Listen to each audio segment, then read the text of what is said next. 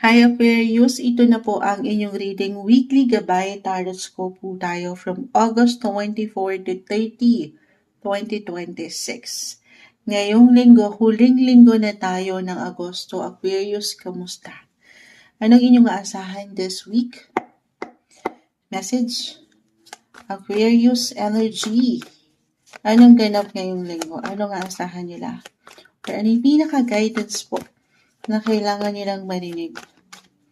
Aqua, Aquarius para sa'yo na maaring makapakinig nito, mensaheng gabay po para sa kanila. Okay.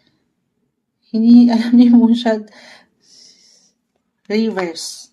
Both reverse na yan. Okay. Princess of Cups. Okay. Masama sa aking kamay. Nanimbang doon, no? I-claim natin, ha, na angat yung pagiging generous nyo, guys. Pero, meron tayo sa pero, mag-add muna si Moonchild Aquarius para sa'yo na maaaring makapakinig nito. The Empress. Meron tayong darating na full moon, guys, end of this month. And this is a full moon lunar eclipse. Pisces lunar eclipse. Yes, maglaland ito sa sign ng mga Pisces regardless po sa zodiac sign. And it highlighted your second house. Money.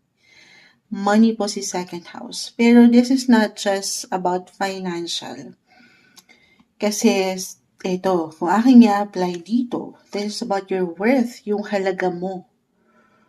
Or self-worth po. Yes. Connected, along sa ilang baraha mo, parang kakibat ay ang emosyonal. Kung paano kayo, sabi ko nga, una pa lang, si Four of Cups, Three of Swords, kung paano kayo magbigay. Yung energy ni The Empress, money sign din po ito. Lalo sa mga mahal mo, mahalaga sa'yo. Pinapalilhanan kayo ng baraha na maging klaro kayo sa intensyon. Reversal tayo, ha? Every time. Maaring na-mention ko na to, meron tayong reading mid-August 2026 at ito po ay uploaded na. Kung hindi nyo pa napapanood, Aquarius, maaring nabanggit ko to. Kung aking maalala. Ayan. Pero, weekly lang naman tayo. Pero pasok sa banga kasi ang full moon na ito. And, So, lalo kung ang kaakibat po ng pagiging generous nyo, pagbibigay nyo, palabas sa mga sitwasyon, full moon is about endings. Endings for new beginnings, yes. And sa money, kung mas magiging practical tayo, ito maglaland. Magbibigay din sa inyo, Aqua. Paano pa lalo kung ang kaakibat nito nga ay yung emosyon nyo, kasi mahal nyo, mahalaga sa'yo. As long as clear naman, okay, yung intention, stable, klaro talaga kung ano yung pinaparating. Halimbawa lamang po ito. Tayo po ay general reading, reversal tayo every time, especially for single or meron kayong ngayon pa lang dinedate, kinikilala, at meron kaakibat dito na pera. Merong kailangan ng investment, kahit sa simple nga lang enerhiya, or mayroong paghingi, okay, or pakiusap. Ganito yan umangat din ang boses. Umangat yung pagiging young, ready, yung puso niyang mapagbigay ay aangat this week lalo. So, hindi siya okay or hindi maganda yung intention niya. The judgment card ay narito. Maging klaro lang po kung ano pwede niyong pasukin. Okay, medyo nanimbang nga tayo dito kasi pareho nakaganito. Do some reflection first, ha? Kita mo si Four of Cups. Huwag palabas agad-agad. Hindi sa hindi okay. Again, very, very important po na ibabalanse. Para pang balance between being emotional ito and yung practical. Na hindi tayo puro puso. Okay, gagamitin niyo rin ang inyong pagiging wise. Yes, ganito yung energy, guys, ha? Lalo kasi mahal mo mahalaga sa akin, Moonchild. Yes naman. Lalo kung meron ka naman. I mean, why not? But at the same time, yung yung pag-i-invest mo ng energy, do some reflection na. Alam ko may hugot to kasi si Three of Swords, kita nyo, may tatlong espada yan na nakatagan. But I feel, dito yung healing, okay? Or merong financial freedom na parating or mararamdaman nyo yan. Pero mangyayari yan kung tutulungan nyo ang inyong mga sarili, syempre pa. Kasi papunta pa lang tayo doon kung hindi nyo pa ito ramdam. Weekly lang naman tayo. Ang pinakapunto lang ni Moonchild, huwag pabobola. Yun lang pala yun. Huwag masyadong pabola. Okay? Alam ko, diniretso na kayo ni Moonchild. Kakalmahan muna. Lalo kung kayo po yung matatawag na provider talaga sa relationship nito.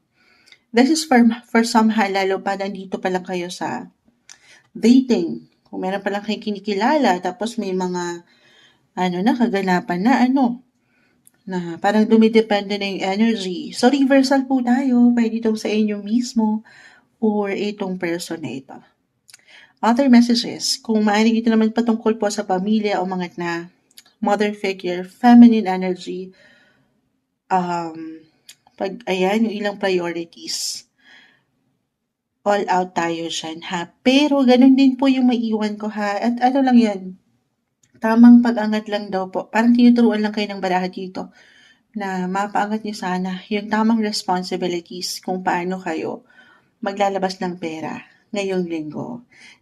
Try to save up. Alam ko, meron nang nag-comment. Na-mention ko na to kasi nabasa ko kanina. May nag-comment sa Blue Up natin. Paano nga ako magsisave up, Moonchild? Wala ngang maisisave. Ay, nagagalit na siya. Patawarin naman po. Tayo ay general reading, ha? So, ganyan yan, ha? I mean, this is about your worth. Yung halaga mo, yung value mo. Kung saan ka kumikita or sa relasyon. Ayan. Kasi umangat din po as an Aquarius, hindi nyo pa man to ma-realize, pero naturally, very kayo. Humanitarian. Ano bang Tagalog nito? Yung pagiging tulungan niyo ako. Kasi alam nyo, ulang pa sa kape. Pagkakawang gawa. Ganun ba? Yes. So, balance lang to, guys. Huwag niyong kakalimutan yung halaga nyo.